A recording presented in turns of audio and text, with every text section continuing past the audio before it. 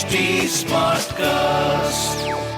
You are listening to a Mint production brought to you by HT Smartcast. Hi, welcome to Why Not Mint Money. I'm Satya Sontanam from Mint's personal finance team. In this episode, let's get an overview of how Gautam Baid, the author of the book The Joys of Compounding, has been managing his personal finances. He's also a fund manager and managing partner at Stellar Wealth Partners India Fund, which will be managed from the US for the US accredited investors, but will be invested in Indian equities entirely. This fund is modeled after the original Warren Buffett's partnership fee structure. That is, the fund manager charges a zero management fee if the returns from the fund doesn't exceed 6% per annum in dollar terms. Let's hear about this fund and about his investment style directly from him. Hi, welcome to Why Not Mint Money, a personal finance podcast where we help you understand basic money concepts and share strategies for you to build your wealth. So let's get started on your money journey. Hello, Gautam. Hi, welcome to Why Not Mint Money. Hello, Satya. Thank you. Thanks for joining us today. Gautam, you're already known very popularly as the author of The Joy of Compounding. But let's start with the Stellar Wealth Partners India Fund, which you are managing from the US. So tell us, when was it started and what is this investment philosophy? So during my previous stint for 5 years as portfolio manager of global equity strategy at Summit Global Investments in Salt Lake City, USA, I used to track global stock markets, and India as a market very clearly stood out to me in terms of the number of high growth opportunities which it offered. And so last year in July, I quit my job at Summit Global and ventured out on my own to establish Stellar Wealth Partners India Fund in the US. This is an investment partnership which is modeled after the original Buffett partnership fee structure. So we charge zero management fees, and I get compensated only for returns that exceed 6% per annum in dollar terms, and it is subject to a high watermark. And you will rarely find such an equitable fee structure in the investment management industry today as the original Buffett partnership fee structure. The issue with most funds in the industry today is that the incentives are not completely aligned with the investors. So most funds charge a very hefty management fee, and therefore as a result there is no downside for the fund manager or the general partner of the fund. But when incentives are aligned, then the outcomes take care of themselves. And I'm a very big believer in the India story for the next few decades. I believe India's time has come because of the series of tough economic reforms put in place by India over the last decade. India is trying for growth. Sure, great to know. So this fund entirely 100% invests in Indian stocks? Yes, it's an India-focused fund, only India. Gautam, you also are associated with a small case in India and run two small cases.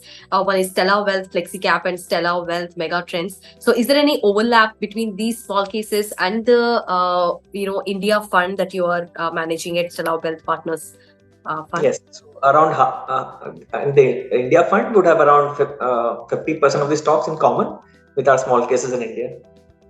Understand. So how is the user base in India like? How is it growing? And so any statistics on that? At present, we have more than 750 subscribers in India for our small cases. And in total, we are managing more than 40 crores of AUM under the small cases. That is the amount which investors have actually put in the small cases. And I think if they stay put for the long run, I think there's a lot of wealth creation in store. We started... the small cases went live in the first week of December last year, and that was just around when the bear market actually started.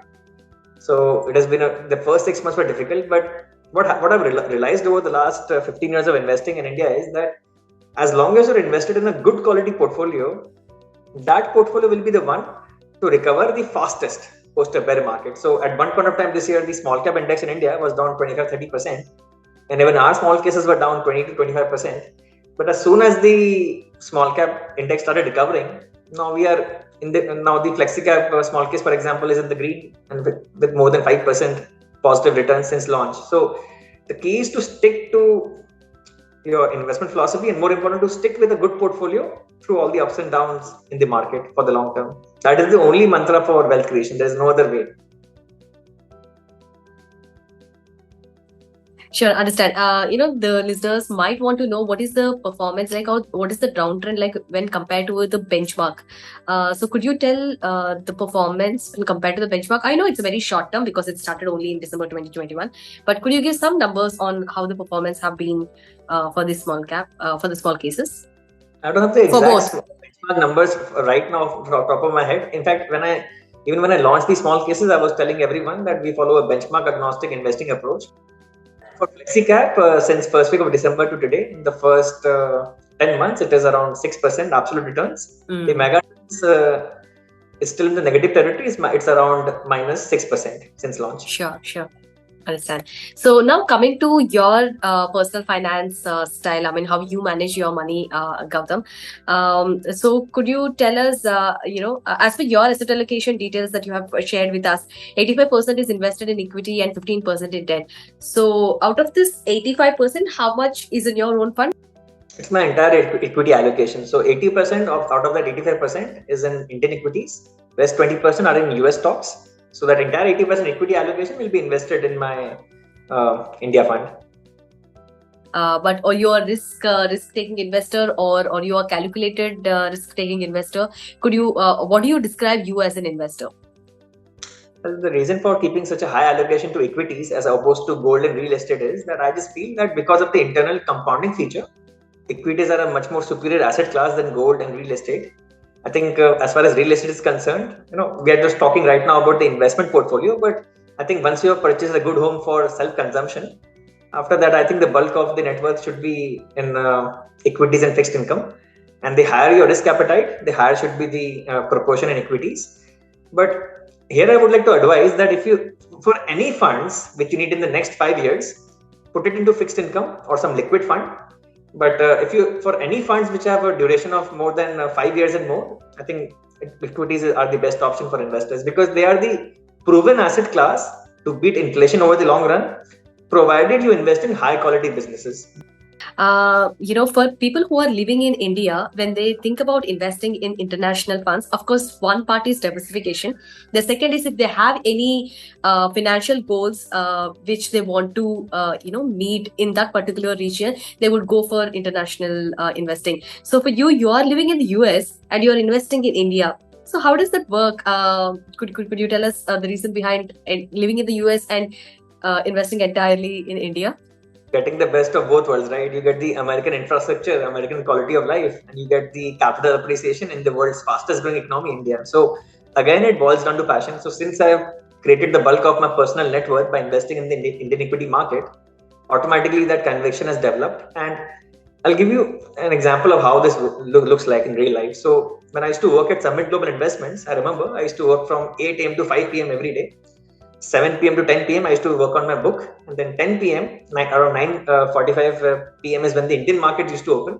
From 10 p.m. to 1 a.m. I used to track the Indian markets as well. Now there was nothing to do on a daily basis, but because you're so involved, right, the full-time thing. So you're so involved that you just want to get a sense of what's happening in the market. You just want to get a pulse of what's taking place across various industries and sectors. Investing is a field in which you need to be very well read. You need to be very well studied and you need to constantly keep track of what's happening. Not to take action, but just to be ready if anything goes wrong in the future. Understand. Sure. So as per your book, The Joy of Compounding, in order to become a successful investor, one need to first understand the human beings and the human emotions. So Gautam, how does this one particular point help in your personal finance journey?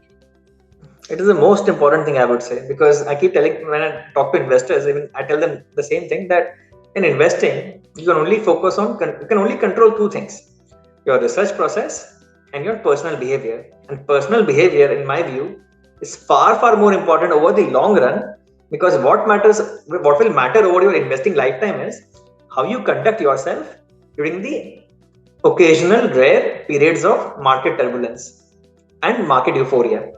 That is what will define your investment results at the end of your lifetime. So personal behavior and understanding of behavioral biases is very, very important. At the end of the day, we are all humans, so we will still make some mistakes. But the difference between the average investor and the great investors is the great investors repeat their old mistakes less often, whereas the average investors keep repeating the same mistakes again and again. So that is where maintaining a personal investment journal comes into the picture. I've dedicated an entire chapter in my book to maintaining an investment journal, and this is what will help you avoid repeating the same mistakes again and again. So it helps in self-reflection and self-improvement. Constantly refer back to your investment journal and try to understand what are the kind of mistakes that you make, why you make them, under what circumstances do you make them. This will help you improve. Many people think it's just so simple. Just writing what I'm doing on a daily basis seems so simple. How can it help? But simplicity is the key to long-term success for most things in life.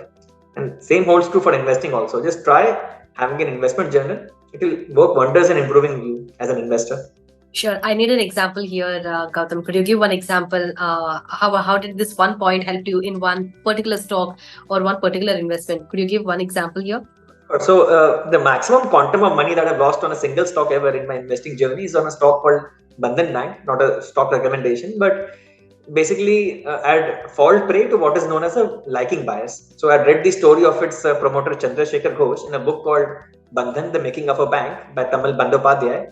And as a result, what happened was I was so enamored by the promoter's story of diligence, thrift and sacrifice and hard work that I failed to separate the deteriorating economics of the business from the personality of the promoter at the helm. And even though the business was facing a lot of headwinds in Northeast India, in Assam and West Bengal, the microfinance collections were suffering, the stock price was tanking. But somehow, because of this lacking bias, I could not take remedial measures in time to sell the stock very fast. And I ended up selling it at a very big loss. Having learned the lessons from that particular investment mistake by referring to this details in my journal, now I came across another regional lender recently, which is basically a South India based lender in India, and it's got a pretty good asset book. But again, this geographical concentration, because of my past experience with Bandhan Bank, I think investing in a lender with excessive geographic concentration is a very big risk. You ideally want to look for the loan book to become a bit more seasoned, because that is when the loan book shows its true asset quality. So you would rather want to wait for some time and not hurry into buying these lending businesses just because they're showing very high growth. You cannot overlook the risks of geographic concentration and the asset quality of the loan book. Sure.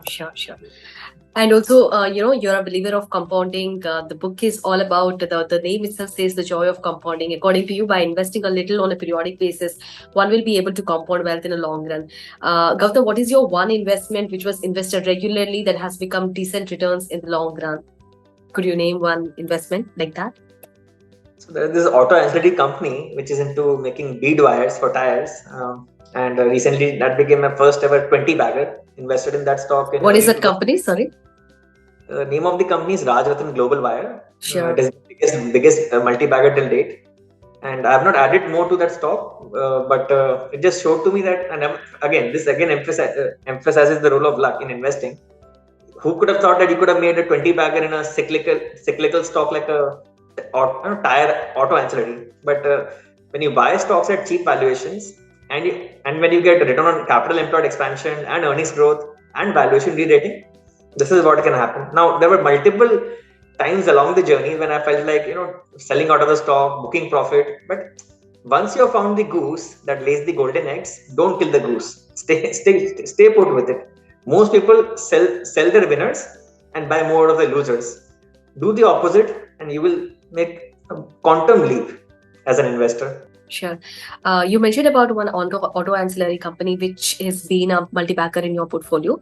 Over how long has this been a multi-bagger? And you kept last 2.5 years. Okay. And you kept adding to that position over I did not do it because I never expected it to do so well. In fact, I've trimmed parts of it during the 2021 raging bull market. One of the biggest lessons which a lot of seniors have taught me is that make use of every raging bull market to build a hard asset. So, for instance, my parents had a long-standing aspiration of living in a big home in Kolkata, West Bengal in India. And for many years, they wanted to live in a particular location in Calcutta in a big house. So I made use of the 2021 bull market to actually take out some money and buy them that house. So I think that was, I think at the end of the day, investing should be a means to fulfilling your personal goals and aspirations. That is what really good investing is all about. It's not just about building constantly. Understand. If I may ask, so what are those few companies that you have sold in 2021 rally to buy a house? I think most of it was, Rajratan Global Buyer was one, and then there were a few lower. So again, one more very good experience and lesson I'll share here. During every raging, so most investors' portfolio is comprised of two things. One is a high quality portion. One is the lower quality portion. Lower quality basically means those are the stocks which are doing very well in a bull market, but they are cyclical companies which are enjoying a temporary tailwind. And during every raging bull market, cut off this bottom tail of your portfolio, the lower quality run, and either concentrated money back into the high quality names, or the proceeds which you have got from these lower quality stocks, use that to build a hard asset. That is what basically I did. I sold portions of Rajratan Global, which is not a low quality business, but again, it's a business which just kept on surprising me on the upside again and again. But apart from that, there were a few illiquid macro cap stocks and some small cap stocks which are a bit of lower quality, a bit on the lower quality level. And if there is one big lesson which I took away from 2018-19 bear market was that at the beginning of 2018, my portfolio was basically loaded up with these cyclicals and a lot of these lower quality companies which had done very, very well in the 2017 bull market. Because I did not sell them in time in early 2018, therefore 2018-19 my portfolio fell quite a lot. But again, this is where experience comes in. Having learned that experience the hard way in 2018-19, this time I did not do that mistake. I was able to cut off the lower quality part of my portfolio in late 2021 and also sell a portion of my big multi-bagger, Rajratan Global Buyer, to basically purchase the home for my parents. I also wanted to take out money and start setting aside money for buying my house in the US. Sure. Now, going a little back, how has your personal finance journey started? So, when was your first investment started? So, what was it? Have you put entirely in the equity? So, how was it when you started your personal finance? The start was very rocky and difficult. So, I, just like most investors in the stock market, I was attracted to the stock market out of sheer euphoria during the last stages of a euphoric bull market. In my case, it was the 2003 to 2007 bull market in India.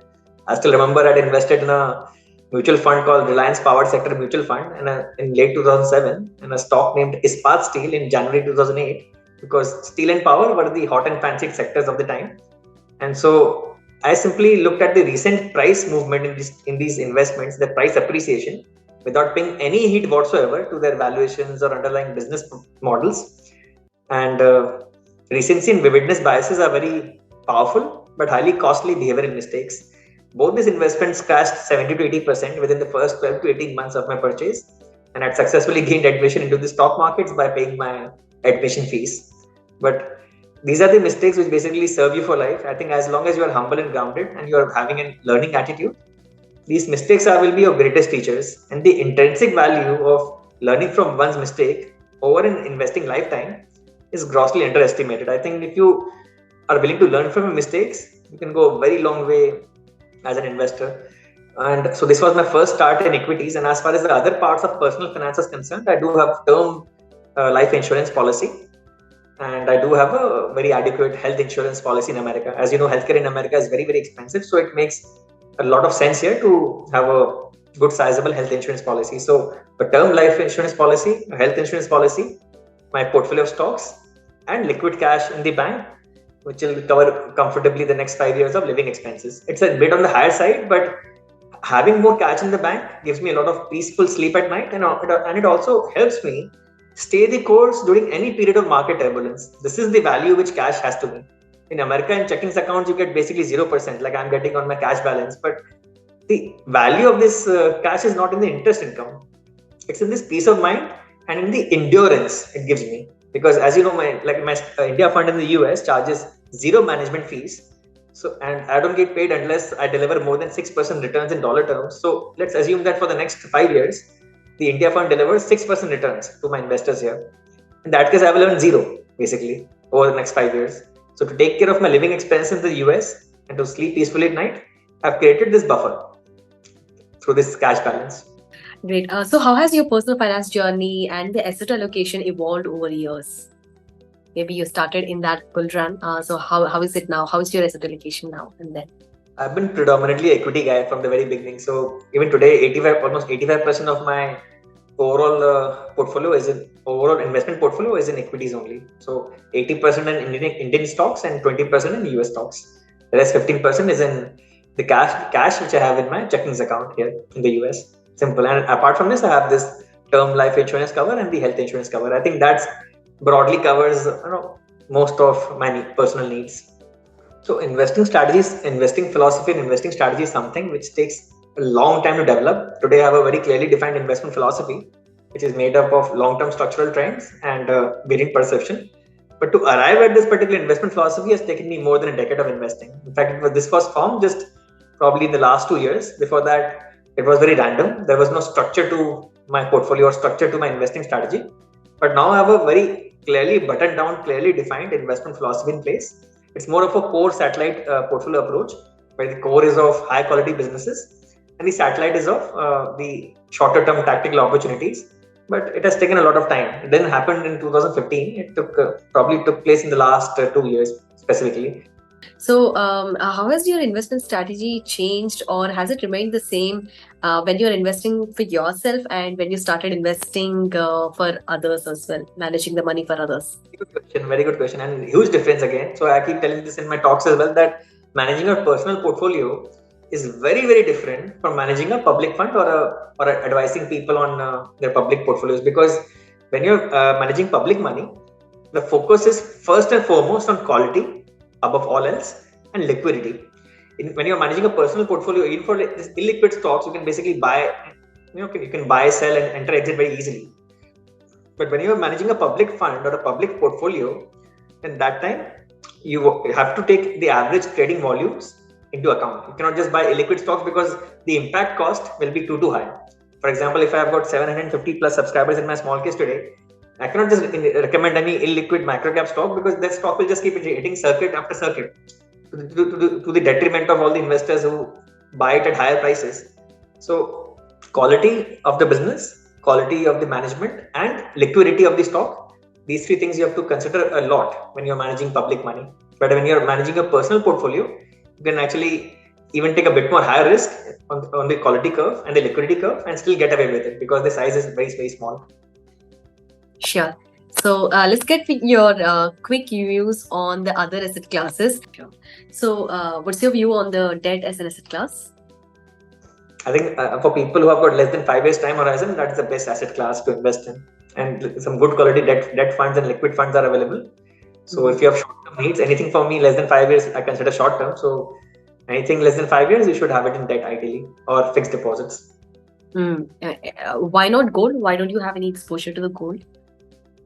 Because I can participate in the growth of gold through a listed equity. For example, I can participate in gold growth through Gold Financer, for example, which charges very hefty interest rates. I mean, that's a much more protective or an efficient way to participate in the growth of gold.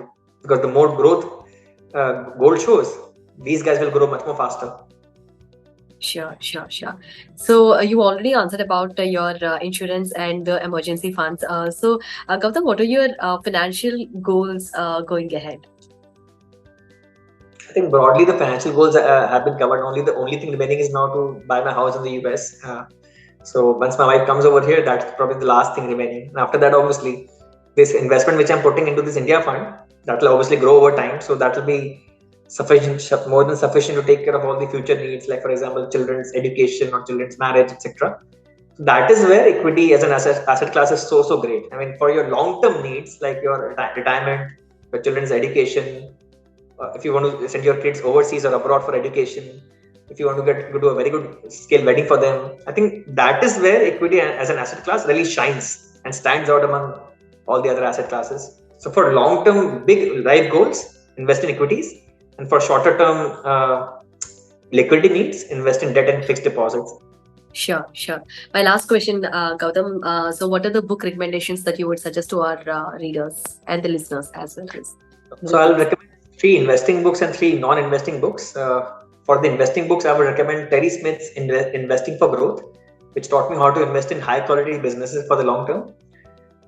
Joel Greenblatt's You Can Be a Stock Market Genius taught me how to invest in various special situations like demergers and reverse mergers, etc. And Howard Marks' Mastering the Market Cycle is a great book on understanding how to position your portfolio for long-term success among changing market environments. That's for the investing books. For the non-investing books, I would highly recommend More Than You Know by Michael Mauboussin and Seeking Wisdom by Peter Bevelin. Great books on multidisciplinary thinking. And I would also recommend a great book by Peter Bevelin again. It's called All I Want to Know Is Where I'm Going to Die, So I'll Never Go There. It's a great book on the principle of inversion or knowing what to avoid in life. So these are the 3 non-investing books which I would recommend. Sure. It has been wonderful talking to you, Gautam. Thank you so much. And I'm sure readers and the listeners will also love your book recommendations. Thank you so much for that. And thanks for sharing your personal finance journey with us. Thanks. Thank you, Satya. Thank you. That's all for now in this episode, listeners. If you have any queries or suggestions, you can reach out to me on Twitter. My handle is @Satya Sontanam. SatyaSontanam. Or you can also write to us at mintmoney@livemint.com. Bye-bye.